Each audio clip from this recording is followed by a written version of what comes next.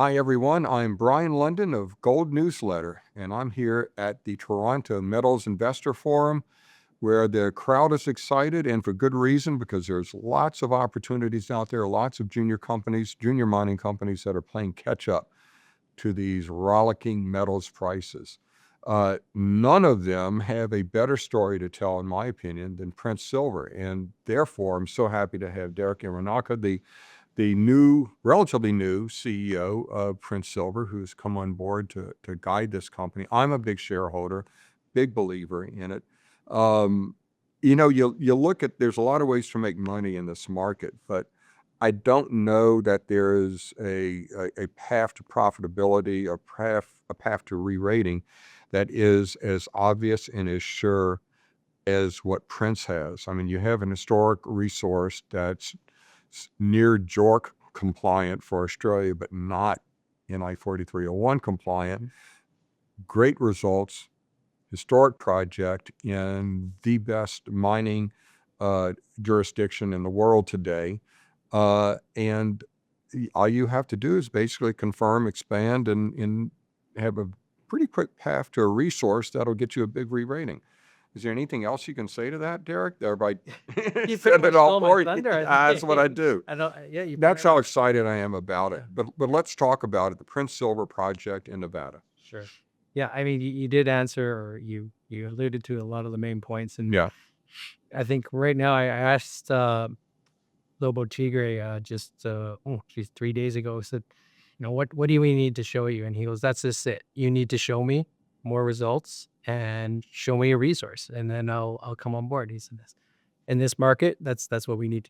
I don't need to tell me what you have. I want you to show me what you have. Yeah. So that's basically what it comes down to, is we just have to show more But results. if you show that result, if you show that resource, Mhm. the market's going to sense that, and you're going to be already, I mean, I would think high probability that you're going to be valued along with peers that have 100 million ounce or above resources. That's exactly it. So I think maybe we have one batch of the results that we've put out, which were really good.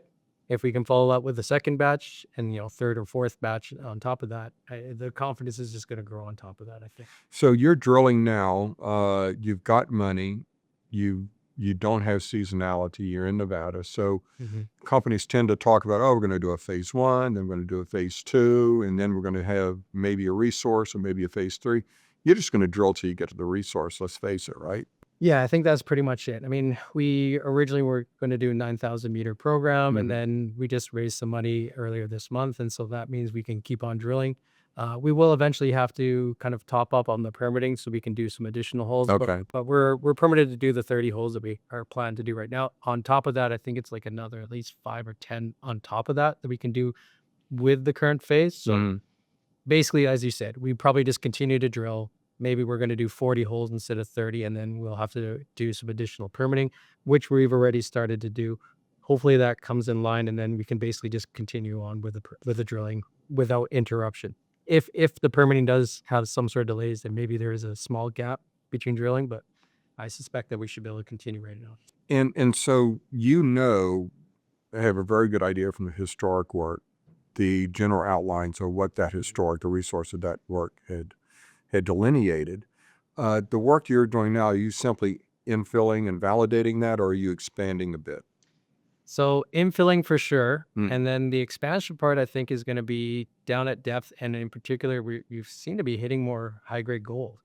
And I've noticed that. So historically, it wasn't huge for gold production, but at depth, at least, we seem to be hitting more gold and decent grades, and not too deep, looking between 250 to 300 meters at depth. So it's not very deep, especially to have those types of grades of gold.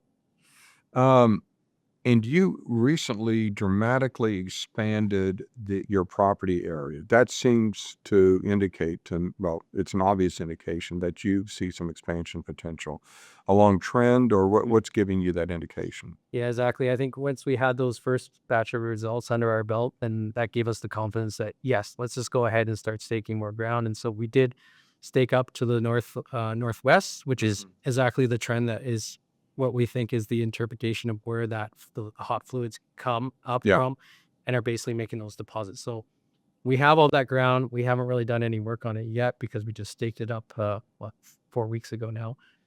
So still very early stage, and quite frankly, we're pretty focused on what we have right now. But I think it indicates that this is probably going to go outside of where our ground is. So we're going to try to stake up as much ground as we can. And once you prove to the market the size of the resource, and it's good to grab that ground now before somebody else is going to grab it once that news comes out. Again, a very clear path to a big revaluation. Tell us a little bit about the peer comparison and how that relates to your current market value. Yeah, peer comparison. So, I mean, there's a lot of companies out there. One of them I like to kind of refer to would be Aftermath Silver, which I think we're quite familiar with. And they had a large resource, but they also had a lot of manganese. Yeah. Sometimes manganese can be a bit of a challenge when you're trying to recover it. And so we've tried to leapfrog on top of the work that those guys have done. And so we're using the exact same lab as Aftermath Silver. And so we think that we can get at least a bit of a, maybe not a head start, but at least shorten down the path to getting the metallurgy figured out. And then, I think it took them about 2 years to do, and hopefully it takes us a lot less than that. But we've already started on that as of the last quarter of last year. Yeah, I've, as you said, I'm very familiar with that story and have followed it from really inception. It's been a big runner in Gold Newsletter as they developed the resource. But the manganese was always one of those things that the market gave a pretty significant discount to the company for.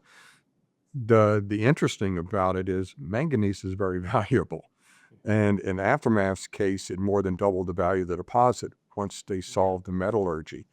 And it looks like they did. I have talked to their metallurgical consultants, independent consultants that are doing that work, same ones for you. And they are extremely confident that issue has been solved.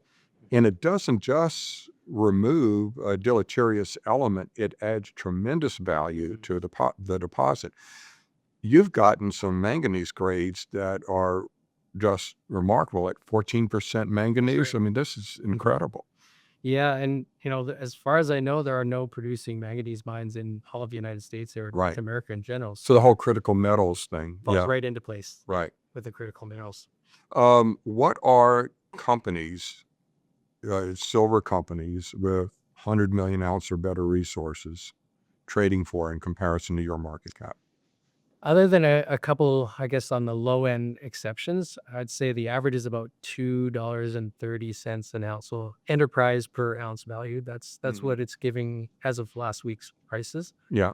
And your valuation right now? And our valuation, well, let's just because say you don't have the ounces. we don't have the ounces yet, or at least technically. But if we had, say, 100 million ounces, just as a rough number, that would probably give you, between 230 million market cap. And if you cut that and say in half, just to be conservative, because some of those indicated or had measured and indicated resources, we're probably only going to have an inferred resource, so it's going to be a lower confidence, but the numbers are still going to be, I think, relevant. And so you're probably looking, let's just say you cut it in half, you're looking at least still 115 million market cap, and you're at what, $45 million market cap right now. So and that's before we get to the potential of expanding the resource, a possibility your resource is going to be over 100 million ounces, which is a very real possibility. The added value of the manganese once the market gains confidence in that, and the fact, the fact that you are a silver play in Nevada, in the U.S., in a red hot silver market. Yes. Yeah. Storm. One of the points, the primary point I want to leave our viewers with, is that you're progressing right along this path, and it is a very clear path toward establishing that re-rating. You don't have to hit on a wildcat drill hole.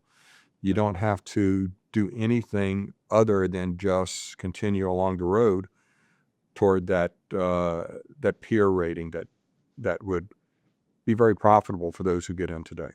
Agreed. Yeah, I think we need maybe one more good batch of results. Yeah. Just to kind of solidify things for people, and that could be in the next 2 weeks. Well, Derek, I'm very happy to be a shareholder, a fairly significant shareholder, and looking forward to that resource estimate coming up at some point. Yeah, Great. Thank you so much. Thanks, Derek.